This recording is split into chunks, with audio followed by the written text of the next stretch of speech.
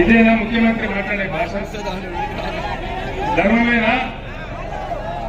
తెలంగాణ సాధించిన వ్యక్తిని, ఇన్నేళ్లు పోరాటం చేసిన వ్యక్తిని, వచ్చిన తెలంగాణను తెల్లగజేసిన వ్యక్తిని, తెలంగాణకు మంచినీళ్లు, కరెంటు, సాగునీళ్ల కోసం తండ్లాడిన వ్యక్తిని నన్ను పట్టుకుని ఇన్ని మాట్లాడొచ్చునా?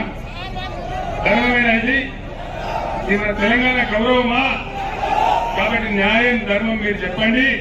ఎవరికి కరుగాల్చి వాత పెట్టాను, ఎవరిని అందరం ఎక్కాను నిర్ణయించేది మీరు, శక్తున్నది మీ దగ్గర. కాబట్టి ధర్మాన్ని గెలిపించండి, బీఆర్ఎస్ ని గెలిపించండి. మళ్ళీ మన గవర్నమెంటే వస్తుంది, నేను గ్యారంటీగా చెప్తున్నా.